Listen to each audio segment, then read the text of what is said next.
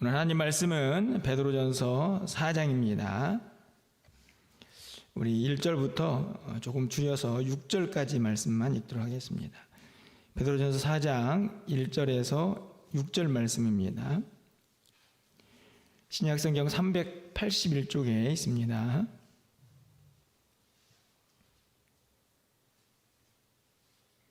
한 절씩 교독하고 6절은 함께 읽겠습니다. 그리스도께서 이미 육체의 고난을 받으셨으니 너희도 같은 마음으로 갑옷을 삼으라. 이는 육체의 고난을 받은 자는 죄를 그쳤음이니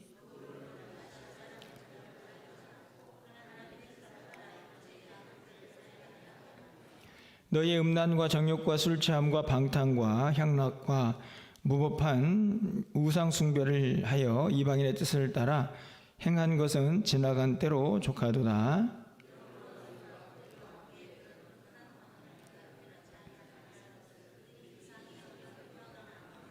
그들이 산자와 죽은 자를 심판하기로 예비하신 이에게 사실대로 고하리라. 이를 위하여 죽은 자들에게도 복음이 전파되었으니 이는 육체로는 사람으로 심판을 받으나 영으로는 하나님을 따라 살게 하려 함이라. 아멘. 할렐루야. 네, 새해에 나오신 우리 성도님들을 환영합니다. 날씨가 좀 많이 풀렸죠? 네.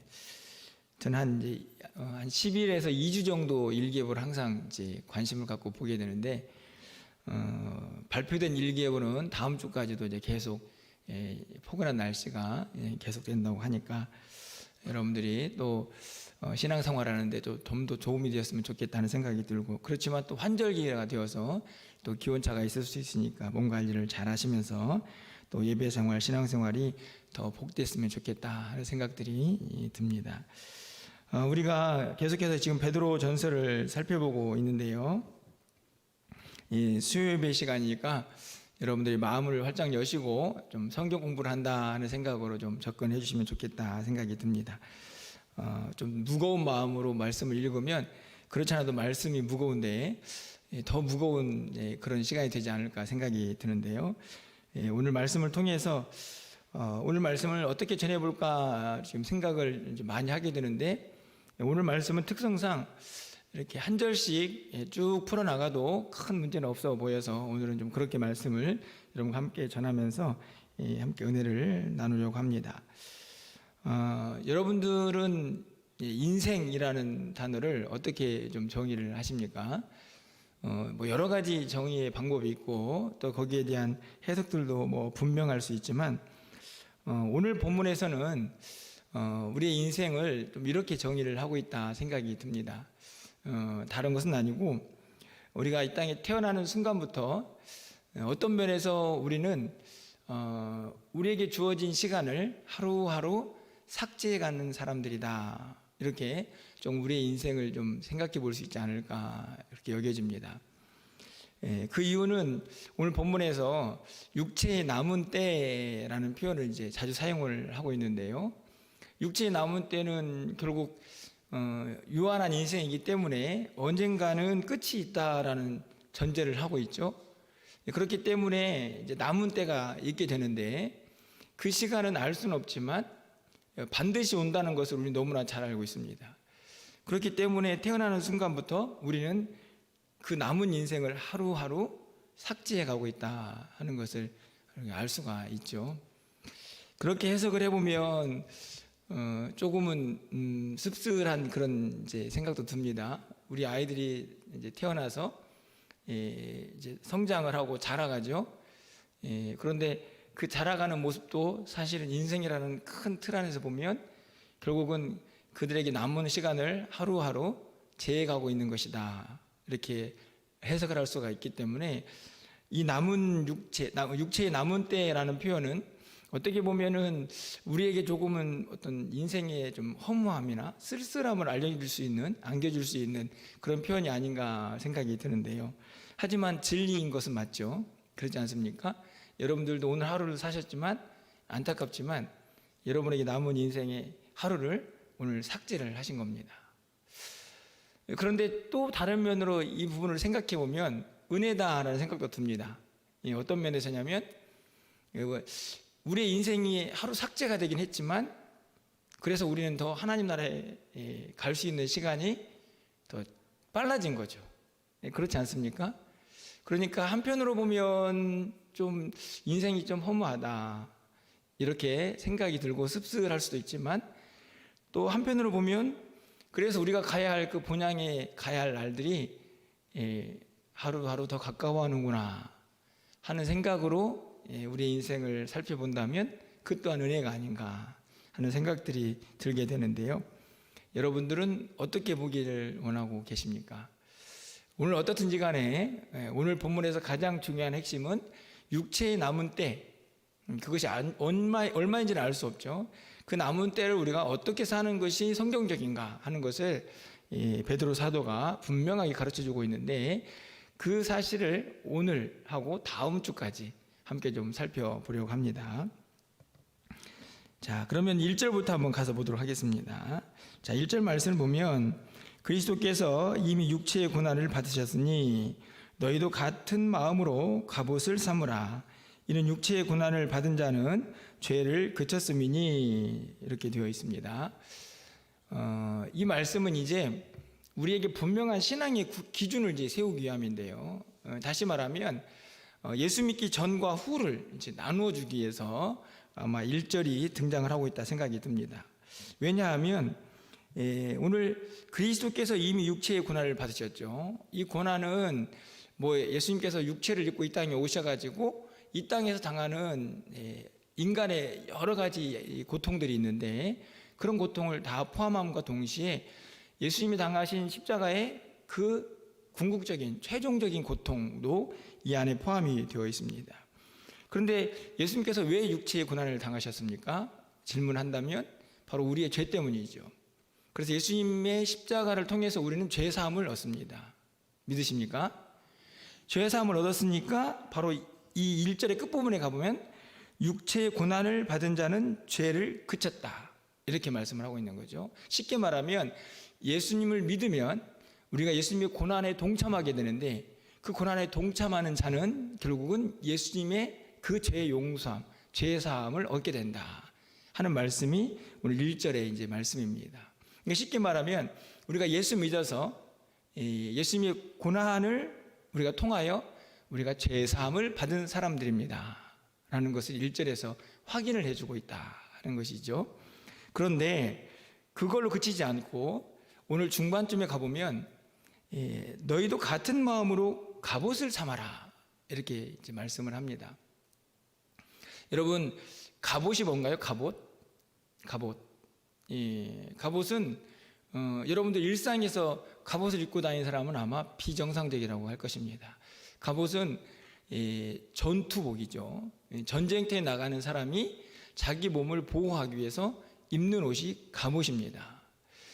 그런데 왜 베드로 사도는 갑자기 갑옷을 입으라고 했을까?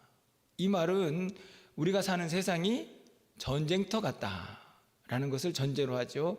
우리가 어떤 삶을 살든지 간에 2절에 나오는 것처럼 육체의 남은 때를 예수를 믿고 난 다음부터 살아가는 모든 삶은 전쟁터입니다. 영적 싸움이 치열하게 계속되기 때문에 보호를 받아야 되는데 그러기 위해서는 갑옷을 입어야 합니다. 그럼 이 갑옷은 뭘까? 앞에서 설명해 주고 있죠. 너희도 같은 마음으로.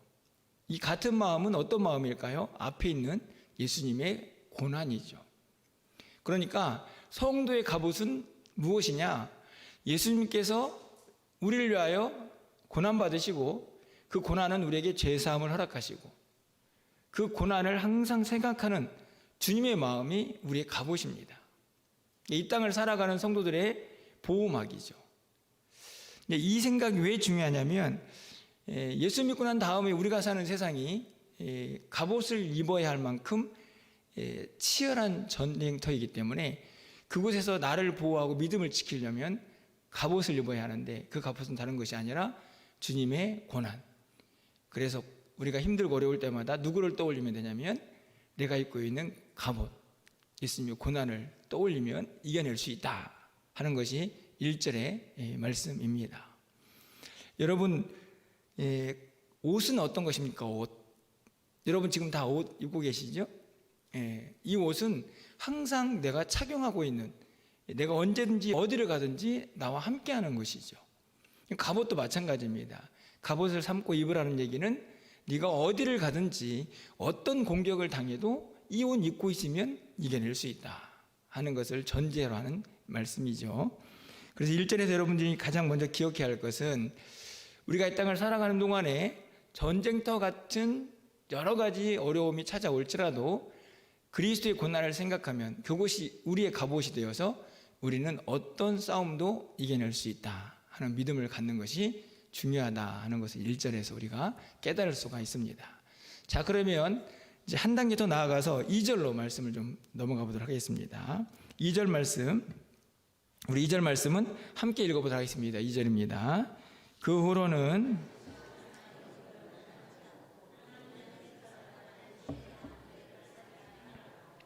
그렇죠. 드디어 이제 육체에 남은 때가 등장을 합니다. 자, 예수를 그 후로는 이제 어떤 후라면 예수를 믿은 후죠. 왜냐하면 우리의 죄가 그쳤다. 예수 믿은 거죠. 그래서 이제 갑옷을 입었습니다. 그 후로는 다시 사람의 정욕을 따르지 않고 하나님의 뜻을 따라서 우리의 남은 때를 살아야 한다. 쉽게 말하면 지금 오늘 우리들의 모습입니다. 예수 믿고 이제는 언젠가 하나님 앞에 가야 할 날이 올 텐데 그때까지는 육체의 남은 때. 그럼 어떻게 살아야 되느냐? 어딘가를 쫓아갈 수밖에 없는 인생인데, 그렇죠? 사람의 정욕을 따르든가 아니면 하나님의 뜻을 따르든가. 여기 되게 중요한 진리라는 생각이 듭니다. 우리 인생은 결국은 어딘가를 쫓아가게 되어 있죠. 사람들이 나는 자존감이 높아서 나는 내 뜻대로 살아. 천만의 말씀입니다. 자기 뜻대로 살아가는 사람도 결국은 어떤 기준인가 따라가면서 살아가는 거죠. 그 기준은 다른 데 있지 않습니다. 두 갈래밖에 없습니다. 사람의 욕심과 정욕을 따라서 세상을 쫓는 것이냐 아니면 하나님의 뜻을 따라 사는 것이냐, 이 두 가지죠. 그런데 여러분들 예수 믿기 전에는 어디를 따라갔을까요? 사람의 정욕, 욕심, 세상을 따라갔죠. 인간의 죄악된 본성도 따라가고. 그런데 예수를 믿은 후로는 우리는 하나님의 뜻을 따라가는 사람들입니다. 그러니까 이렇게 길이 갈라졌죠. 이제 다시는 이쪽으로 가면 안 되는 겁니다. 그렇죠? 그래서 2절에서 부탁은 뭐냐? 베드로의 권면은 이제 여러분들이 하나님의 뜻을 쫓아 사는 사람들이 되었으니 육체의 남은 때, 앞으로 남은 기간은 절대로 사람의 정욕을 따라 살아가지는 마십시오. 이런 권면이죠. 그래서 다시라는 표현이 쓰여지게 됩니다. 굉장히 중요하죠. 왜냐하면 예수를 믿으면서도 여전히 자꾸만 옛날에 그 사람의 정욕을 따르던 습관들이 우리 안에서 막 드러나기 때문에 그렇습니다. 그럴 때에도 우리는 생각해야 되죠. 내가 육체에 남은 때는 어떻게 살아야 하라고 부름을 받은 사람들인데 내가 어떻게 사람의 정욕을 따라 살 수 있어? 세상의 욕심을 따라 살아갈 수 있어? 나는 하나님의 뜻만 따라가 살아가는 사람이 되어야겠다라는 결단을 하라고 오늘 2절에서 말씀을 하고 있는 것이죠. 그러면서 이제 3절 말씀을 보면 어떻게 보면 3절에서는 사람의 정욕이 뭔가 아주 자세하게 설명을 하고 있는 내용입니다. 우리 3절 말씀도 함께 좀 읽어보겠습니다. 3절입니다. 너희가 음란과 정욕과 술 취함과 방탕과 향락과 무법한 우상 숭배를 하여 이방인의 뜻을 따라 행한 것은 지나간 때로 족하도다. 그렇죠. 여기에 보면 앞에 있는 2절에 사람의 정욕을 따른다라는 말과 이 3절에 있는 이방인의 뜻을 따른다는 말은 같은 말입니다. 그렇죠. 이방인들은 예수를 믿기 전의 사람들이고 하나님을 알지 못하는 사람들이니까 그들은 당연히 세상을 쫓아가고 인간의 죄악된 본성을 따라가죠. 그런데 구체적인 항목들이 뭐냐면 음란, 정욕, 술 취함, 방탕, 향락 이런 것들입니다.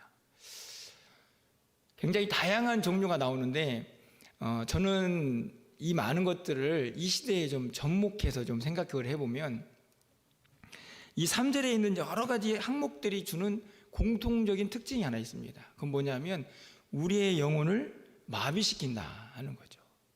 이게 쉽게 말하면 영적으로 혼미한 상태가 되게 되어서 정확한 판단을 하지 못하게 합니다. 예를 들면 그냥 단순하게 여기 보면은 술 취함이 있죠. 술 취함. 예, 여러분들 혹시 술을 드셔보셨습니까? 예. 저는 지금도 먹고 있는데 이런 분이 계셔서 대답을 못 하시는 건 아니겠죠? 어쨌든 간에 저는 먹어본 적이 있습니다. 아니, 목사가 술을 먹었어? 뭐 이렇게 생각이 들지만 목사 되기 전에 어렸을 때 시골에서 이제 아버지가 막걸리 받아와라 그러면 받아가지고 가면서 이게 무슨 맛인가 홀짝홀짝 먹었던 기억이 있습니다. 벌써 가는 사이에 취해가지고 얼굴이 뻘갰던 그런 기억이 나는데요. 여러분 어떠신가요? 이게 술을 취한 사람의 특징은 여러분들이 먹어보지 않아도 여러 가지 현상을 통해 너무나 잘 알고 있지 않습니까? 저희 청년부의 회장님이 여러분이 알다시피 이제 지금 119 구급대에 있습니다. 열심히 지금 많이 이제 출동을 하고 사람들이 이제 구출하는 일을 하고 있는데 제가 이야기를 들어보니까 굉장히 많은 사람들의 119 구출은 술 먹고 인사물성되어 가지고 사고를 치거나 아니면은 그냥 갈팡질팡하다가 누군가에게 이제 도움을 요청받는 그런 상태. 어떻게 보면은 세상의 모습이죠. 그러니까 이 술 취함은 단순히 술을 먹어서 취한 사람의 모습만이 아니고 영적으로 혼미해진 사람들의 모든 사람의 특징입니다. 중요한 건 뭐냐면 판단력이 상실이 되는 거죠. 갈 바도 알지 못하고 어디로 가야 할지도 모르고. 근데 문제는 뭐냐면 믿는 사람들이 이 영적인 혼미 상태에 빠지면 이제 하나님의 길을 쫓아가기가 어렵다는 것입니다. 이제 여러분들 나중에 이제 다음 주에 7절에서 정신 차리고 근신하라는 말씀이 있는데 이 구절 때문에 그렇죠. 그러니까 이 시대에 사탄의 가장 쉽고 빠른 믿는 사람들을 무너뜨리는 일은 저는 이 방탕함, 술 취함이라고 확신합니다. 아까 말씀드린 것처럼 단순히 술 먹는 그런 행동만이 아니고 우리를 무엇인가에 빠져들게 해서 그 안에서 영적인 마비로 우리를 이끌어가는 거죠. 100% 판단력이 상실이 되어서 아무리 하나님을 쫓아가려고 해도 정욕을 쫓아갈 수밖에 없는 상태로 우리를 만들어가는 것입니다.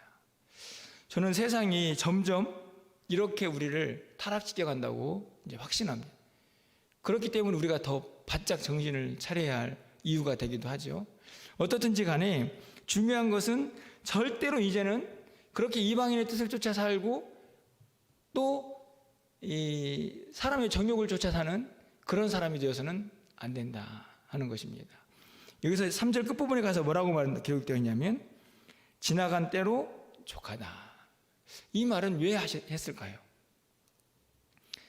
지나간 때 어떤 때인가요? 세상 속에서 사람의 정욕대로 살았던 때 그때로 족하지 왜 자꾸 그때로 돌아가려고 해? 라는 의미죠. 사실은 이 표현에는 믿는 사람들이 자꾸만 그때로 돌아가려고 하는 모습들이 있는 것을 베드로 사도가 전제로 한 표현입니다. 야, 과거로 족하잖아. 옛날에 그렇게 사람의 정욕대로 살았던 그 모습으로 족하잖아. 이제는 하나님의 뜻을 쫓아 살아야지. 왜 자꾸 과거로 돌아가려고 해? 라고 권면하고 있는 것이죠. 그러면서 반드시 무엇을 입으라고 또 권면하는 겁니까? 갑옷 입어야 한다. 갑옷. 왜냐하면 세상이 끊임없이 유혹할 거니까. 향락, 세상적인 방탕함, 주님을 멀리 떠난 인간적인 욕망대로 살라고 세상이 끊임없이 유혹할 테니까 그때마다 갑옷 입고 그리스도 고난을 생각하면서 너희가 싸워 이겨내야 한다. 지나간 때로 그 모습은 족하다. 이제는 육체에 남은 때는 하나님의 뜻만 따라서 살아가라 하는 권면을 하고 있는 것이죠. 이 권면은 저는 우리에게도 그대로 적용된다고 생각합니다. 왜냐하면 우리가 지금 예수를 믿고 있지 않습니까? 우리에게는 이제 얼마인지 알 수 없지만 육체에 남은 때가 각각 다 있죠. 그것은 절대로 변하지 않는 진리입니다. 왜냐하면 이 세상에서 어느 누구도 영원한 생명을 이 땅에서 누릴 수는 없으니까요. 육체는 다 죽음을 맞이하게 되니 남은 때를 어떻게 살 겁니까? 네, 저는 이제 사람의 정욕이 아니라 이방인의 뜻을 쫓는 것이 아니라 하나님의 뜻만 따라 살겠습니다 라고 다짐하면서 그리스도의 그 갑옷 입고 넉넉히 승리하라 하는 말씀을 하고 있는 것이죠. 이 결단과 다짐이 이 시간 예배하는 우리 모두에게 있기를 간절히 소망합니다. 이 믿음이 우리에게 육체의 남은 때를 사는 우리에게 너무너무나 중요하다 하는 것을 베드로 사도가 분명하게 가르쳐주고 있다 하는 것이죠. 자, 이렇게 1절부터 3절까지는 육체의 남은 때를 어떻게 살아야 하는지를 설명은 한 다음에 4절부터 6절까지는 어떤 면에서 보면 그렇게 살아야 할 이유가 장차 우리에게 찾아올 하나님의 심판이 있기 때문이라는 경고의 메시지를 전하고 있는 내용이 4절부터 6절까지의 말씀이 아닌가 생각이 듭니다. 물론 전체적인 내용은 육체의 남은 때를 하나님의 뜻대로 잘 살아야 한다 하는 것을 권면하는 내용이죠. 자, 그러면 4절 말씀을 좀 함께 보도록 하겠습니다. 4절입니다. 이러므로 너희가 그들이 이상히 여겨 비방하나. 자, 이 4절은 이제 나는 과거의 모습은 버리고 이제 하나님의 뜻만 따라서 살 거야 라고 다짐하고 그렇게 살려고 했을 때 나타나는 세상 사람들의 우리를 향한 시선입니다. 예. 두 가지가 나오죠. 이상히 여기고 비방하고. 이게 굉장히 중요합니다. 이상히 여겼다는 말은 그냥 그들이 가지고 있는 생각인데 비방은 그 비난을 의미합니다. 결국은 이것이 우리에게 찾아오는 고난으로 이어지죠. 예. 그럼 여러분 보십시오. 그러면 과거에는 어떻게 살았길래 4절 말씀을 다시 한번 보시면 너희가 그들과 함께 그런 극한 방탕에 다름질을 하지 아니한 것 이렇게 되어 있죠. 그러니까 예수 믿기 전에는 어떻게 살았다는 이야기인가요? 예수 믿기 전이니까 똑같이 극한 방탕으로 다름질에 달려갔다 하는 거죠. 재미난 표현이죠. 여러분들 다름질에 달려갔다. 어떤 표현입니까? 극한 방탕이 목적지가 있습니다. 거기까지 막 달려가는 거죠. 그냥 그 방탕이 너무 즐거워가지고 거기에 그냥 사람들과 어울려서 막 휩쓸려 다니는 상태. 그래서 어떤 성경을 보면 홍수에 비유하는 성경도 있습니다. 여러분들 홍수가 나면 물이 어떻게 되죠?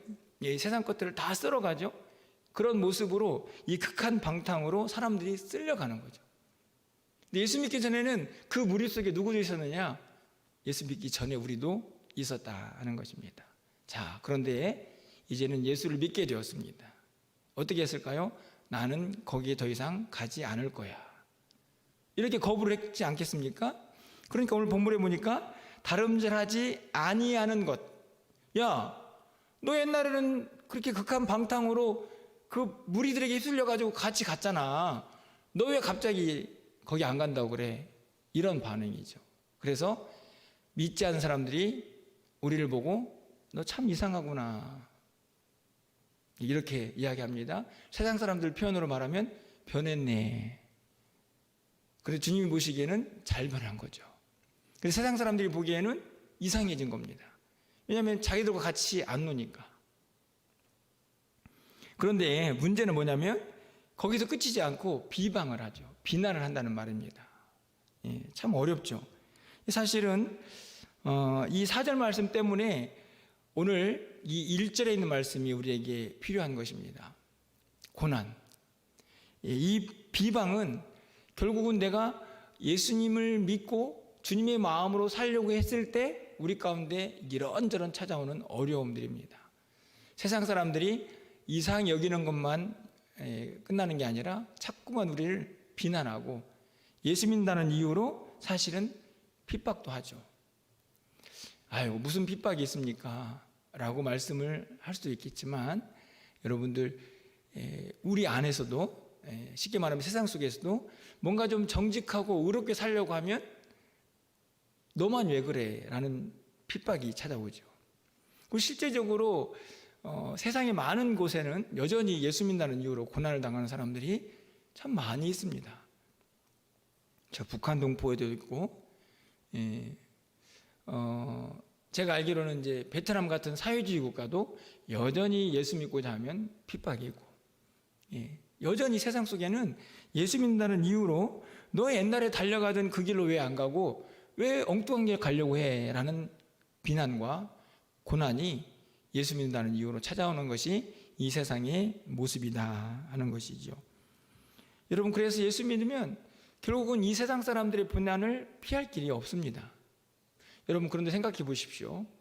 예수님도 사람들에게 미쳤다라는 소리를 마가복음 3장에서 보면 들었고, 이 바울 사도도 열심히 복음을 전했더니 사도행전 26장에 가보면은 너는 학문 때문에 미쳤구나. 그래서 바울 사도는 오히려 고린도 후서에서 보면은 나는 하나님을 위해서 미쳤다 이렇게까지 표현합니다. 세상 사람들이 예수님도 미쳤다고 말을 하는데 하물며 예수 믿는 우리는 당연히 미쳤다고 하는 것이 옳은 거죠. 이상한 일이 아닌 것입니다. 어떻게 보면은 굉장히 어렵고 힘든 일이죠. 하지만 그렇게 사는 것이, 그런 비난을 당하는 것이 전혀 이상하지 않다 하는 것이 오늘 4절에 있는 말씀이기도 하고 가르침이기도 합니다. 그래서 1절로 다시 올라가 보면 그래서 그리스도의 마음으로 갑옷을 입어야만 하는 것이죠. 여러분, 그런데 저는 그런 생각이 좀 들었습니다. 이렇게 4절 말씀을 보면 사람들이 우리를 이상하게 여기는 게 지극히 맞는 일인데, 과연 이 시대의 성도들이 세상 사람들에게 예수 믿는다는 이유로 이상하다는 소리를 듣고 있는가? 들어야 정상이라 하는 말씀입니다. 그런데 오히려 반대가 된 건 아닌가? 물론 다 그렇지는 않지만 종종 세상 사람들이 너는 예수 믿으면서 왜 그래? 이런 이야기를 종종 할 때가 있습니다. 그러니까 예수 믿는 것이 이상한 게 아니고 예수 믿으면서 왜 그래? 여러분, 이해가 되십니까? 무슨 차이인지? 그러니까 세상 사람들이 그래도 예수 믿는 사람들은 이러이러해야 한다는 약간의 어떤 기대가 있는 거죠. 뭐 정직해야 하고, 어떤 사람들은 뭐 술, 담배로 예수님 믿고 안 믿고를 막 구분하는 사람도 있지 않습니까? 근데 그런 사람들의 모습 앞에서는 우리가 그렇게 사는 것이 당연해 보이는 건데, 요즘 그리스도인들은 어찌된 일인지 오히려 세상 사람들이 우리를 더 걱정하는 그런 상태의 모습을 보여주기도 한다는 말입니다. 아니, 예수 믿는 사람들이 왜 저렇게 살아? 이런 소리를 들으면 하나님이 얼마나 안타까워 하실까요? 저는 그 모습은 결국 다시 옛날에 그 사람의 정욕을 따라 사는 모습으로 돌아간 것이 아닌가 생각을 갖게 되는 것이죠. 어떻든지 간에 4절 말씀에서 가장 기본적으로 하나님을 쫓아가는 삶은 세상 사람들이 이상하게 보는 것이 맞습니다. 이런 결론에 도달합니다. 그들이 오히려 비방도 할 수 있습니다. 하지만 그것도 맞습니다. 예수 믿는 것이 우리에게 어떻게 보면 고난의 연속일 수도 있다 하는 것을 전제로 하는 말씀이죠. 그러면서 말씀합니다. 그래도 전혀 이상한 일은 아닙니다 라고 말이죠. 그러면서 5절에서 그렇게 비방하는 자들을 향해서 베드로 사도가 분명하게 선포를 하죠. 5절 말씀입니다. 그들이 산자와 죽은 자를 심판하기로 예배하신 이에게 사실대로 구하리라.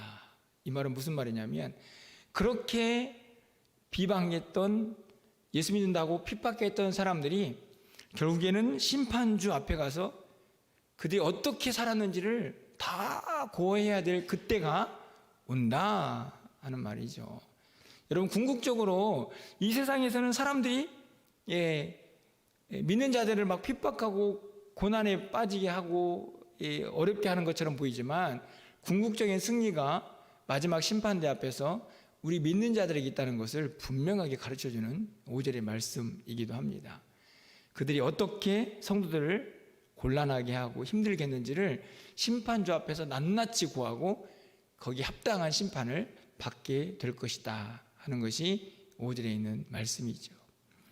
그리고 6절에 있는 말씀에 도달을 하게 됩니다. 우리 6절 말씀은 마지막으로 함께 좀 읽어보도록 하겠습니다. 6절입니다. 이를 위하여 죽는 자들에게도 복음이 전파되었으니 이는 육체로는 사람으로 심판을 받으나 영으로는 하나님을 따라 살게 하려 함이라. 여기에서도 오늘 본문의 가장 핵심적인 주제가 한 번 더 반복이 됩니다. 우리 끝부분에 가보시면 영으로는 누구를 따라 삽니까? 하나님을 따라 살죠. 이 사람은 예수 믿는 사람입니다. 아까 얘기했던 것처럼 하나님의 뜻을 쫓아 사는 사람이죠. 우리는 결국 어딘가를 따라가야 되는데 이방인을 따라가든 육체의 정욕을 따라가든 사람의 정욕을 따라가는 인간의 본성을 따라가는 사람의 무리가 있고 하나님의 뜻을 쫓고 하나님을 따라가는 무리가 있는데 여러분들은 육체의 남은 때를 하나님의 뜻을 따라 살아야 합니다 라고 한 번 더 강조하는데 이 구절은 정말 어렵다라고 해석이 되는 한 구절이 있습니다. 바로 상반절에 있는 말씀인데요. 자, 6절 말씀에 보면 상반절을 다시 보시면 이를 위하여 죽은 자들에게도 복음이 전파되었으니 이 구절입니다. 제가 이제 고민을 했습니다. 이렇게 어려운 구절을 우리 성도님들에게 해석할 필요가 있나? 라고 생각이 들었지만 그래도 이런 시간에 좀 난해한 구절도 함께 해결하는 것이 또 이런 수요 예배에 또 유익이다 하는 생각이 들어서 이 부분에 대한 해석을 좀 정확히 해보려고 합니다. 왜 그런가 하면 이 6절 상반절은 상당히 오해를 불러일으킬 만한 구절입니다. 여러분 어떤 오해일 것 같습니까? 잘 보시면 죽은 자들에게도 복음이 전파된다. 그냥 이 구절을 그냥 문자대로 해석을 하다 보면 어떤 문제가 발생을 하게 될까요? 죽은 자들에게도 가가지고 복음을 전할 수 있습니까? 어때요, 여러분들? 예를 들면 예수를 안 믿다가 죽었습니다. 그러면 우리가 그동안에 배운 교리는 그 사람은 어디 가죠? 지옥에 가죠? 그런데 이 6절을 잘못 해석을 하면 그 사람한테 가가지고 뭘 전할 수 있습니까? 복음을. 그런데 이 말은 그런 말이 아닙니다. 왜냐하면 그렇게 되면 성경 전체가 완전히 오해가 되죠. 왜냐하면 여러분들 보십시오. 여러분들 나사로, 거지 나사로가 죽음을 맞이하고 부자가 죽죠. 그때 여러분 기억나십니까? 그 간격은 절대로 메꿔줄 수 없는 이미 그것으로 끝입니다. 그렇죠? 그러니까 6절도 거기에 맞춰서 해석을 해야 됩니다. 그러면 이게 무슨 말인가? 무슨 말 같습니까? 자, 이 말은 무슨 말이냐면 죽은 자들에게 복음이 전파됐다는 말을 조금 바꿔야 됩니다. 이 말은 무슨 말이냐면 예수를 믿다가 죽은 자들이죠. 이게 쉽게 말하면 죽었는데 그들은 이미 복음을 전파받은 사람들이라는 뜻입니다. 이해가 좀 되십니까? 그러니까 죽은 자들에게 복음을 전한다는 게 아니고 죽기 전에 이미 복음을 들은 사람들, 그 사람들을 의미하는 문장이라 하는 것입니다. 그러니까 죽은 자들에게도 복음이 전파됐다는 말은 죽기 전에 이미 복음을 듣고 죽은 자들을 의미한다 하는 것이죠. 왜냐하면 여러분 끝에 있는 말씀으로도 이 해석은 이게 맞다는 것을 증명합니다. 여러분 보십시오. 영으로는 누구를 따라 살죠? 하나님을 따라 살아야죠. 여러분 근데 죽은 사람이 살 수 있습니까? 아니죠. 그러니까 죽기 전에 예수를 믿으라고 복음을 듣고 그렇게 복음 안에서 살다가 죽은 사람들, 그들에게 왜 복음이 전파되었냐면 예수님 따라 살라고, 이렇게 해석이 되는 게 정확한 해석이라는 말씀입니다.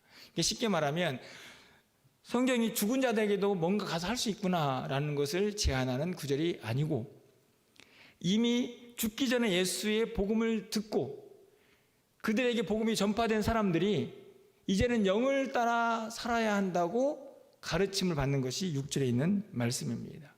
그런데 이들에게는 큰 어려움이 있었습니다. 어떤 어려움일까요? 중반절에 가보시면 육체로는 사람으로 심판을 받았습니다. 이게 무슨 말일까요? 육체로는 사람으로 심판을 받았습니다. 여기서 사람이라는 말은 세상적인 기준, 가치. 여러분들이 이런 사람을 생각해 보면 됩니다. 순교자들.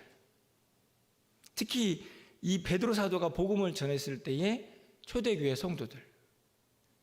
여러분 어떻게 살았습니까? 예수 믿는다고 여러분들 온갖 고난을 다 당하고 잡히면 죽음을 당했습니다. 그래서 산으로 도망치고 땅굴을 파고 들어갔습니다. 무엇 때문입니까? 사람으로 심판을 받았기 때문이죠. 이 세상의 기준, 로마 황제가 세워놓은 기준들, 그 사람의 기준들입니다. 그걸로 판단을 받습니다. 그래서 육체가 심판을 받아가지고 죽음도 당합니다. 그렇죠? 얼마나 고난을 당했습니까? 그런데 그렇게 육체로는 그렇게 고난을 당해도 그의 영혼은 누구를 따라 살아야 되느냐? 하나님을 따라 살아가고. 그렇죠. 세상 사람들이 그 세상 사람들의 판단과 율법과 기준이 믿는 우리의 육체는 어떻게 해볼 수 있습니다. 잡아다가 죽일 수도 있고 막 매를 쳐가지고 고난을 받게 할 수도 있죠. 하지만 그 영혼은 빼앗을 수가 없죠. 주님을 향한 그 마음, 하나님의 뜻을 살고자 하는 그 믿음을 빼앗을 수는 없습니다. 그 이야기를 지금 하고 있는 것입니다. 근데 그것을 위해서 어떻게 했다고요? 그들이 죽기 전에 복음이 전파된 것이죠. 그리고 예수 믿다가 죽은 것입니다. 근데 그 죽음은 육체적으로는 세상의 심판을 받는 것처럼 보였지만 결국은 영으로는 하나님 따라 살다가 죽음을 당한 것이죠. 이게 성도의 삶인 것입니다. 여러분, 결국 무엇을 말씀하고 있습니까? 오늘 본문에 있는 말씀은 아주 분명한 한 가지 주제를 향해 갑니다. 제가 오늘 1절부터 6절까지 사실은 이렇게 1절, 2절, 3절을 하나씩 해석을 하면 여러분들이 설교를 마치고 집에 가면 내가 뭘 듣고 왔지? 이런 생각이 들 수도 있지만 아주 명쾌하게 하나를 향해 달려갑니다. 제가 다시 한번 정리를 해보면 자, 오늘 본문에 있는 말씀을 6절까지 정리해 봅니다. 우리는 예수를 믿은 다음에 어떻든지 간에 육체의 남은 때를 사랑합니다. 사실은 세상 사람들도 육체의 남은 때를 살죠. 그런데 베드로 사도는 아주 분명한 기준점이 있습니다. 육체의 남은 때를 어떻게 살아라고 권면하는 사람은 예수 믿는 사람입니다. 복음을 알고 있는 사람들이죠. 바로 우리들입니다. 그 남은 때를 어떻게 살 겁니까? 누구의 뜻대로 살 겁니까? 하나님 뜻대로 살아야 합니다. 세상의 방탕과 향락과 우리의 영혼을 혼미케 하는 모든 것들을 다 이겨내고 하나님의 뜻을 쫓아 살아가야 합니다. 이것이 마땅히 우리에게 살아갈 삶의 방향입니다.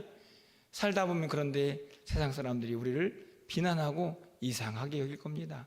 넌 왜 그렇게 사니? 그냥 우리처럼 살지. 그래도 여러분, 하나님의 뜻을 쫓아 살아가야 합니다.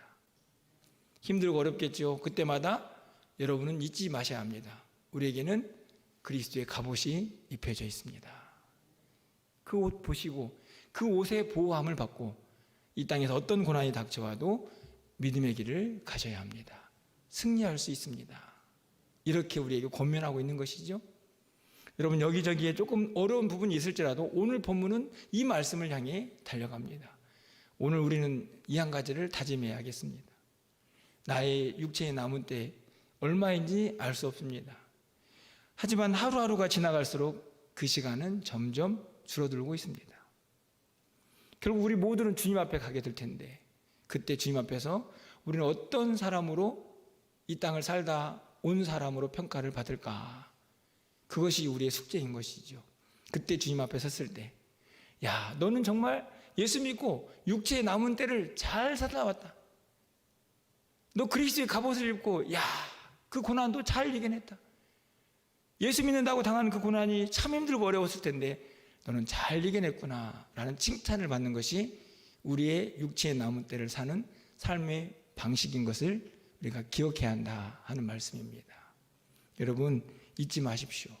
우리가 입은 갑옷은 세상의 어떤 공격도 막아낼 수 있는 그리스도의 보혈의 능력인 것을.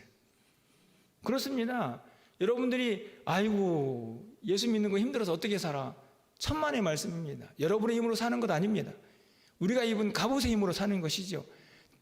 다만 오늘 베드로 사도가 말씀하고 있는 것은 이 갑옷을 벗지는 마십시오. 조금 불편하고 무거울 수 있지 않겠습니까? 하지만 그 갑옷 입고 살아가는 사람은 절대로 세상 앞에서 무너지지 않을 것입니다.